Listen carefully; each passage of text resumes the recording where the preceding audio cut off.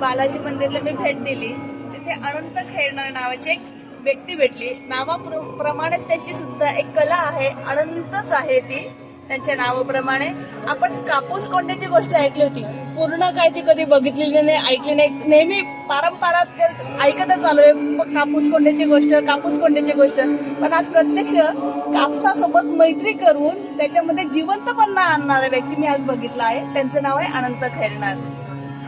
नमस्कार सर, तुमच्याबद्दल 2 शब्द सांगा मला. नमस्कार. आपण या ठिकाणी जी बघताय ही कापसापासून मूर्ती बनवण्याचं काम चालू आहे. पूर्णत्वाला जाईल उद्या सकाळी 7 वाजता. 24 तास कंटिन्यू काम चालेल. ही बालाजीची मूर्ती पूर्ण होईल आणि त्याला कलर कापूस इकडेच बघा, हा कलर कापूस कलर आहे. याच्यात खाण्याचे रंग वापरलेले आहेत आणि यापासून दिवसभरामध्ये जो हार तयार होईल त्याच्या वाती केल्या जातील. वातीपासून फुलापासून हार, तो हार पहाटे बालाजींना अर्पण केला जाईल. असा प्रोजेक्ट या ठिकाणी चालणार आहे. या कलेबद्दल थोडी माहिती द्यायची झाली तर 87 साली मी पहिला कापसाचा गणपती केला. तिथून ह्या कलेचा प्रवास सुरू झाला. तो वर्ल्ड रेकॉर्डपर्यंत गेला. गिनीज बुक ऑफ वर्ल्ड रेकॉर्डमध्ये याची नोंद आहे.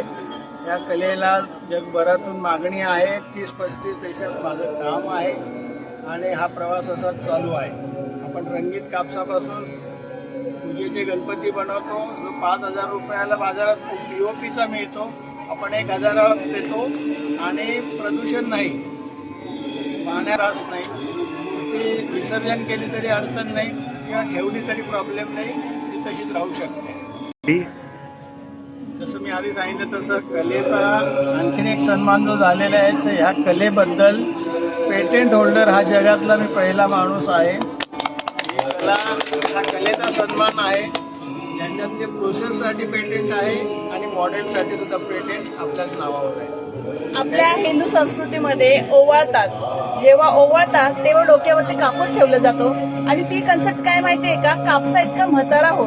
सर, तुमची कला सुद्धा कापसा इतकी म्हातारा इतकीच सुंदर आहे. धन्यवाद.